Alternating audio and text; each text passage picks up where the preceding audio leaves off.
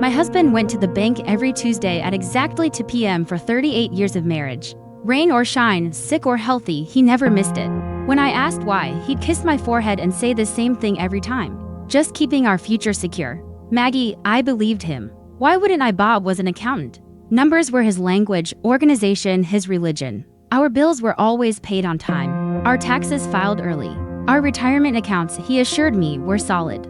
The day he died, I was at the grocery store picking out avocados. David, my son, called me with a voice I'd never heard from him before. Flat, careful, like he was afraid the words themselves might shatter me. Mom, you need to come to the hospital. Dad collapsed at work. By the time I got there, Bob was already gone. Massive heart attack. The doctor said he probably didn't feel much. Quick, clean, the way Bob would have wanted it if he'd had a choice. I didn't cry at the funeral. Everyone assumed I was in shock, that the grief hadn't hit me yet. But the truth was simpler and stranger. I felt relief. Not because I hated him. I didn't, but somewhere deep inside. Beneath the shock and the exhaustion and the casseroles people kept bringing over, I felt like I could finally breathe. I just didn't know why yet. 3 days after the funeral, a letter arrived. Plain white envelope, no return address, my name typed on the front. Inside was a single sheet of paper from First National Bank. Dear Mrs. Thompson, we wish to express our condolences regarding your husband's passing. Per the terms of the safe deposit box lease, we must inform you that you are listed as the secondary holder. The box has been paid through the end of the year. Please contact us at your earliest convenience to arrange access. I read it 3 times. We had a safe deposit box. Bob had never mentioned it, not once in 38 years. I called the bank that afternoon. The woman on the phone was polite, professional. Yes, the box was registered to Robert Thompson with Margaret Thompson as co-holder. Yes, I could access it. Would Thursday at 10 a.m. work? Thursday, 2 days away. I spent them moving through the house like a ghost, opening drawers Bob had organized, looking at files he'd labeled in his precise handwriting. Everything seemed normal, like a stage set designed to look exactly like a life. David came by on Wednesday evening. He looked tired, his tie loosened, his eyes rimmed with red. He'd taken his father's death hard. Mom, he said, settling into the kitchen chair where Bob used to sit. We need to talk about Dad's finances. I've been going through his office files and there are some things that don't add up. My stomach dropped. What kind of things? He pulled out a folder. Inside were bank statements, investment reports, documents I'd never seen. Did you know Dad had 3 different checking accounts? 3? No, we only have the joint account. Had Mom passed tense. He pointed to a column of numbers. This account, it's been empty for 6 months. This one closed last year. And this one, he tapped a 3rd statement, has a balance of $43. The room tilted slightly. That's not possible. Our retirement account alone should have over $400,000. David's face told me everything before his words did. Mom, I can't find it, any of it. That night, I didn't sleep. I lay in the bed Bob and I had shared for decades, staring at the ceiling. My mind racing through memories, the Tuesday bank trips, his insistence on handling all the finances, the way he'd pat my hand and say, don't worry about the boring money stuff, Maggie. I've got it covered. He'd had it covered. All right. Thursday morning arrived cold and gray. I dressed carefully, choosing a navy blazer and slacks. Armor, not morning clothes. David offered to come with me, but I said no. Whatever was in that box, I needed to see it first alone. The bank was a modern building, all glass and steel. The manager, a woman in her 50s named Patricia, met me at the entrance. Her smile was sympathetic, professional. Mrs. Thompson, I'm so sorry for your loss.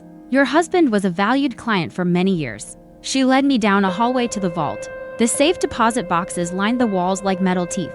She used 2 keys, hers and the one she'd given me to open box 847. I'll give you privacy, she said, gesturing to a small room with a table and chair. The box was heavier than I expected. I carried it to the table, set it down, and for a long moment just stared at it. Plain metal, locked secrets, the summary of a marriage I thought I understood. I opened it. Inside were folders, lots of them. The first one I pulled out was labeled Investments Actual. My hand shook as I opened it. Page after page of losses, bad investments, failed stocks, risky ventures that had tanked. Hundreds of thousands of dollars gone. But these weren't accounts I recognized. These had Bob's name on them, only his name. The second folder was worse. Home equity loans. 3 of them taken out against our house, our home. The place where I'd raised my children and planted roses. And painted the kitchen 3 different colors over the years. Total debt, $270,000. I couldn't breathe. The room felt too small. The walls pressing in. The third folder nearly broke me. Credit cards. Maggie's accounts. Except I'd never opened these accounts. Never seen these cards. But there was my name, my social security number, my forged signature, 15 different cards. All maxed out. Total balance, $96,000. He'd stolen my identity. My husband. The man who'd held my hand through childbirth and my mother's funeral and our daughter's wedding. Had committed fraud using my name. I sat there for a long time, just breathing in, out, trying to anchor myself to something real. At the bottom of the box was an envelope, thick, cream cold. My name written in Bob's handwriting on the front. I opened it with steady hands. The grief, the shock, all of it had burned away. What was left was something colder, clearer. Inside was a letter. Maggie, if you're reading this, I'm already gone. And you found the box. I'm sorry. That's inadequate. I know, but it's all I have. 5 years ago, I made an investment I was sure would pay off. It didn't. I tried to fix it. Every Tuesday, I went to the bank trying to restructure, trying to find a way out. But I just dug us deeper. The house loans, the credit cards in your name. I did it to buy time. I thought I could fix it before you ever had to know. I was wrong. By the time you read this, we're probably bankrupt. The house will likely go into foreclosure. Your credit is destroyed. I know you'll hate me. You should. I was trying to protect you from my mistakes, but all I did was make you pay for them. I'm sorry. I love you. That part was always real, Bob. I folded the letter, placed it back in the envelope, and put everything back in the box. Then I walked out of that room with my spine straight and my jaw set. Patricia was waiting. Are you all right, Mrs. Thompson? No, I said honestly. But I will be. I need copies of everything in that box. And I need the name of a good lawyer who handles financial fraud. Her eyes widened slightly, but she nodded. I'll make the copies myself. And Mrs. Thompson, I'm truly sorry. By the time I got home, David's car was already in the driveway. He met me at the door, his face tight with worry. Mom, I found something else. Dad's life insurance policy. Don't tell me, I said, setting my purse down with more force than necessary. There isn't one. He blinked. How did you know? Because your father spent the last 5 years destroying everything we built. And apparently he was very thorough about it. I walked past him into the kitchen, pulled out the copies from the bank and spread them across the table. Sit down, we have work to do. David read through everything, his face going pale, then red, then pale again. When he finished, he looked up at me with tears in his eyes. Mom, this is bad. This is really, really bad, I know. The house, your retirement, your credit, everything is gone. I know, how are you so calm? I sat down across from him, folded my hands on the table. Because anger is useless right now. What I need is a plan. The lawyer's name was Jennifer Rodriguez. Patricia from the bank had recommended her specifically for cases like mine. We met in her office the following Monday. A bright space with windows overlooking downtown Portland. She listened without interrupting as I walked her through everything. The safe deposit box, the loans, the credit cards, the forged signatures, Bob's letter. When I finished, she sat back in her chair. Mrs. Thompson, I'm going to be direct with you. This is one of the worst cases of spousal financial abuse I've seen, and I've seen many. The word hung in the air, abuse. Your husband systematically destroyed your financial security and did it in your name. That's not just mismanagement. That's fraud. It's identity theft. It's a crime. But he's dead. I said, what can we do? We can prove you weren't complicit. We can work with the creditors to show the signatures were forged. We can potentially save the house by demonstrating the loans were fraudulent. But it's going to be a fight. How long? 6 months, maybe a year, and it's going to cost money you probably don't have. I thought about the $43 in our checking account, about the empty retirement funds, about the pile of debt with my name on it. Then I thought about the letter, about Bob's careful handwriting, about 38 years of, don't worry, Maggie, I'll find the money. I said, tell me what we need to do. That night, Emily called. My daughter had always been closer to her father than to me. When I told her what I'd found, the silence on the other end of the line stretched so long. I thought she'd hung up. Mom, she finally said, her voice small. Are you sure? Maybe there's an explanation. I have the documents, Emily, I have his letter admitting to it, but Dad wouldn't do that. He loved you. He loved us. He did, I said. And he also stole my identity and destroyed our financial future. Both things can be true. She hung up shortly after. David called me an hour later to tell me Emily had called him crying, insisting I was wrong. That I was speaking badly about Dad, that grief was making me irrational. She'll come around, David said. Give her time. But I wasn't sure because I'd seen this before in other contexts with other families. The person who refuses to believe. The one who needs the lie to be true because the truth would shatter something fundamental in them. The next few weeks were a blur of paperwork and phone calls and meetings. Jennifer filed reports with the credit bureaus, contacted the credit card companies, gathered evidence of the forged signatures. We hired a handwriting expert who confirmed what I already knew. I hadn't signed those applications. David threw himself into helping me. He organized files, made spreadsheets, attended meetings. One evening as we sat at the kitchen table going through another stack of documents, he looked up at me. "Mom, I need to tell you something." I set down my pen. "Okay, a few years ago, Dad asked me to invest in something with him. A tech startup. He said it was a sure thing that we'd make a fortune. I had $50,000 saved for the kids' college fund. He wanted me to put it all in."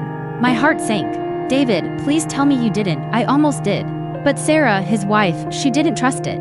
She said if it was such a sure thing, why did Dad need our money? We fought about it. I was so angry at her, but she held firm. I told Dad no. He looked at me with haunted eyes. I think he was already in trouble then. I think he was trying to use my money to fix his mistakes. And if I'd said yes, we'd have lost everything, too. I reached across the table and took his hand. "But you didn't. Sarah saved you. That's what matters." Do you think he would have kept going, taking from other people? I thought about the letter, about Bob's words. I think he was drowning. And drowning people grab onto anything they can reach, even if it pulls someone else under. 3 months after Bob's death, we had our first victory. 2 of the credit card companies agreed the signatures were forged and removed the debt from my credit report. It wasn't much, but it was something proof that the truth could win, even if slowly. Emily still wasn't speaking to me. She'd sent a short email saying she needed space, that she couldn't handle the way I was destroying Dad's memory. David said she'd come around eventually, but I wasn't convinced. Some bridges, once burned, stay burned. The lawyer for the home equity loans was harder to fight. They argued that as Bob's spouse, I'd benefited from the money, even if I hadn't signed the papers. Jennifer countered that I could prove I'd never seen the funds. They'd gone into accounts solely in Bob's name, spent on investments that failed before I knew they existed. "We're going to have to go to court," Jennifer said during one of our meetings. "A judge will have to decide if you're liable for debt created through fraud, even though you were married to the person who committed it. Will we win?"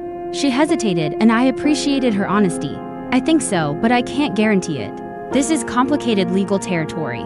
The court date was set for late November, 6 months after Bob's death. In the weeks leading up to it, I did something I hadn't done in years. I looked for a job. At 64, I wasn't exactly a hot commodity. I'd been a stay-at-home mom for most of my adult life, going back to part-time work as a librarian after the kids were grown. I'd retired 3 years ago, looking forward to travel and grandchildren and the quiet years I'd earned. Instead, I was applying for positions at bookstores and cafes, anywhere that would hire someone who needed to rebuild from nothing. A small independent bookstore downtown called me in for an interview. The owner, a woman named Ruth, was probably 70 with silver hair and sharp eyes behind red-framed glasses. "So," she said, looking over my sparse resume, "you worked as a librarian. You've been married for nearly 4 decades, and now you're looking for work. May I ask why?"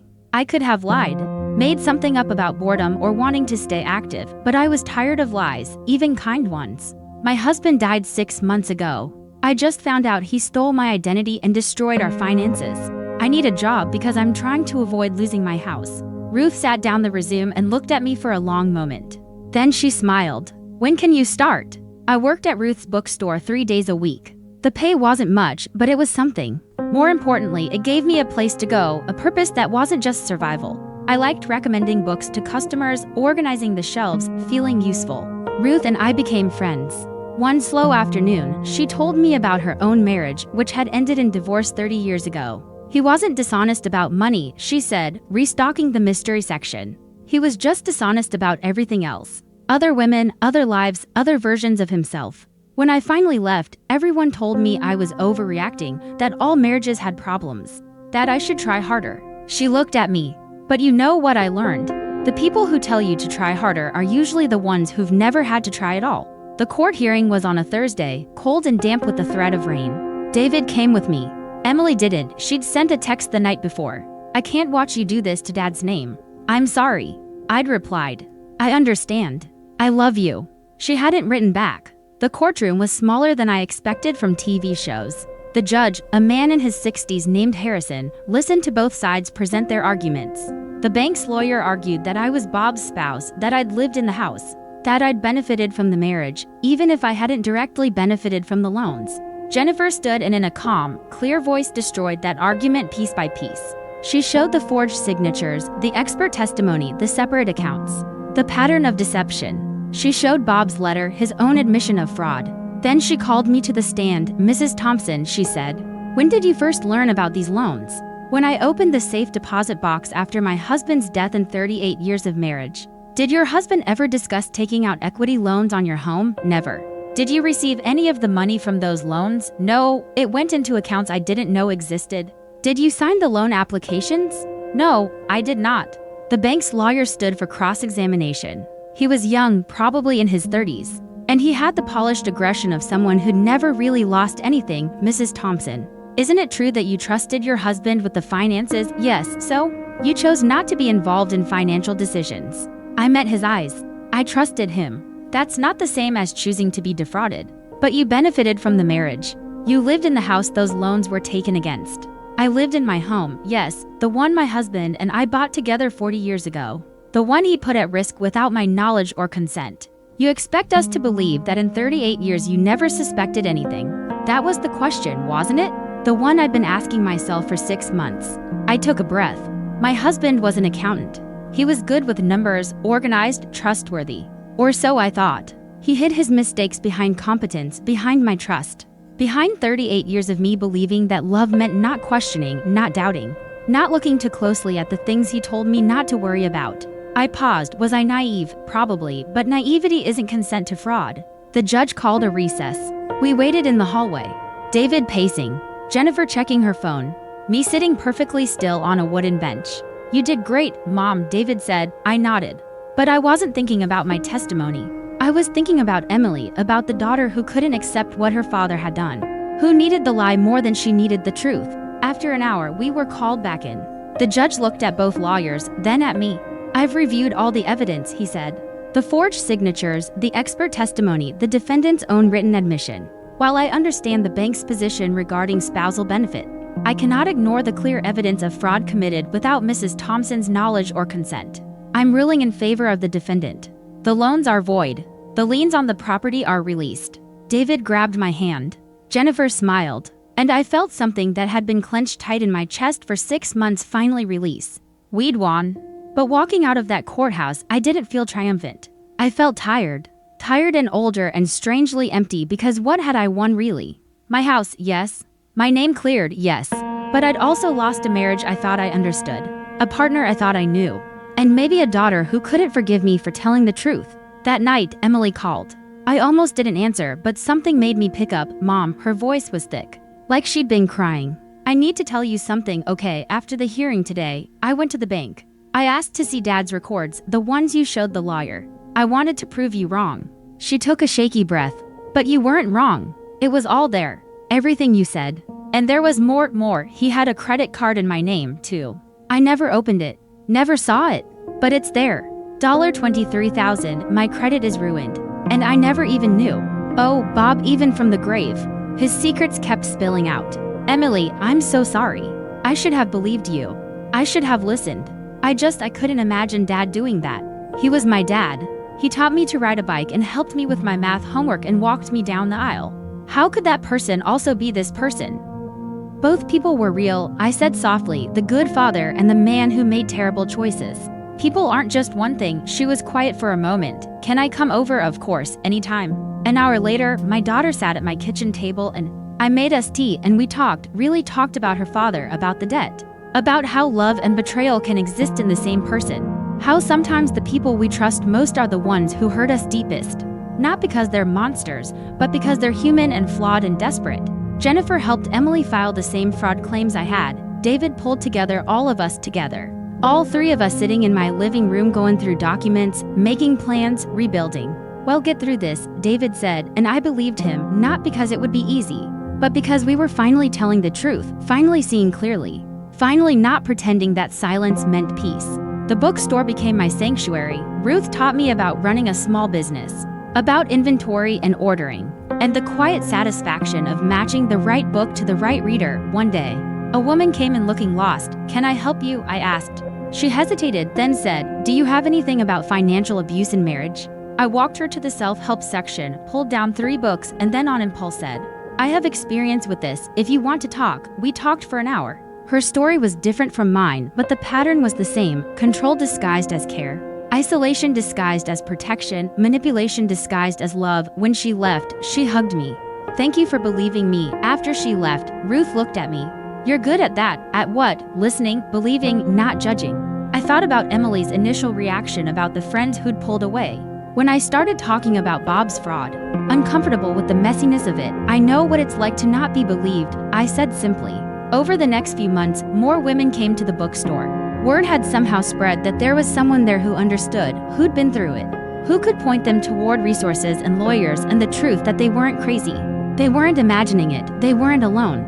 Ruth and I started a small support group that met once a month in the back room of the bookstore. Just a circle of chairs and coffee. And women telling their stories: financial abuse, emotional abuse. The quiet kind that doesn't leave bruises but leaves you hollow. I shared my story at the first meeting, all of it: the Tuesday bank trips, the safe deposit box, the forged signatures, the court battle, the daughter who initially didn't believe me, the reconstruction of a life I thought I'd had figured out. "How did you stay strong?" someone asked. I didn't. I said honestly, I cried, I was angry, I was terrified. But I kept moving forward anyway because the alternative was giving up, and I'd spent too many years letting someone else make my choices. The group grew: 10 women, then 15, then 20. We shared resources, phone numbers for lawyers, tips for rebuilding credit, strategies for dealing with family members who didn't understand. One evening after a particularly good meeting, Ruth and I sat in the empty bookstore drinking wine from paper cups.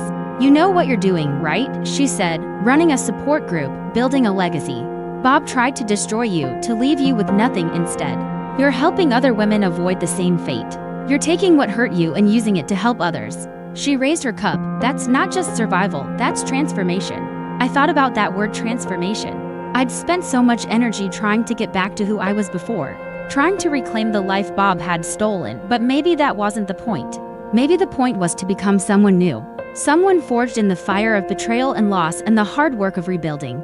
A year after Bob's death, I stood in the bookstore at our support group's anniversary meeting, 23 women in a circle. Some I knew well, others new. All of us connected by the common thread of having trusted someone who broke that trust. When my husband died, I said I thought my life was over. In a way, it was. The life I thought I had, the marriage I believed in, the future I'd planned. All of it died with him.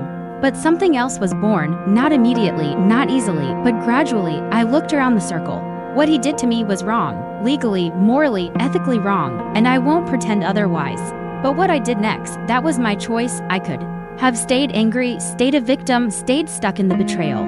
Instead, I chose to move forward, to rebuild, to help others, to transform pain into purpose. After the meeting, a young woman approached me. She couldn't have been more than 35. Her eyes red from crying. "My husband handles all our money," she said. "He says I'm not good with numbers, that I should just let him take care of it. But something feels wrong. I don't know what, just wrong." I took her hands. "Trust that feeling. Ask questions. Look at the accounts. Don't let anyone, not even someone you love, keep you in the dark about your own financial life." She nodded, crying harder. "What if I'm wrong? What if I'm just being paranoid?" Then you look foolish for 5 minutes, and then you move on, secure in the knowledge that you were protecting yourself. "But if you're right and you don't look," I squeezed her hands. "You could lose everything." She came back the next month with documents in hand. Her husband had been taking money from their joint account and putting it into crypto investments. He swore would make them rich. He'd lost $80,000. She'd filed for divorce the day before. "I'm terrified," she told me, "but I'm also free." I knew exactly what she meant. Emily's credit was eventually cleared, just like mine. David invested the $50,000 he'd saved back when Bob tried to get him involved in the failed startup into a college fund for his kids, locked tight where no one else could touch it. And me, I kept working at the bookstore, kept running the support group, kept moving forward. On what would have been my 39th wedding anniversary, I went to the bank. Not First National, where the safe deposit box had been, a different bank. One Bob had never walked into. I opened an account in my name only, just my name, and I deposited my paycheck from the bookstore. Modest, but mine. The teller smiled at me. "Is there anything else I can help you with today?" "Mrs. Thompson, actually." I said I'd like to change my name on the account, not Thompson. My maiden name. Margaret Sullivan, because that's who I'd been before Bob, before the marriage, before the 38 years of trust that turned to ash, and that's who I was going to be moving forward. not erasing the past, but reclaiming the parts of myself I'd set aside. I walked out of that bank with my head high, and for the first time in a year, I felt like I knew exactly who I was. If you're reading this, if any of this sounds familiar, the locked doors, the secrets, the feeling that something's wrong, but you can't quite name it, trust yourself. Ask questions, look at the documents, don't let anyone tell you that love means blind trust. Because it doesn't. Love means partnership, transparency, respect. And if you find out you've been betrayed, if you open that safe deposit box and your world falls apart, remember this. You're stronger than you know. The person who tried to erase you didn't succeed. You're still here. And that means you can rebuild. I did, and so can.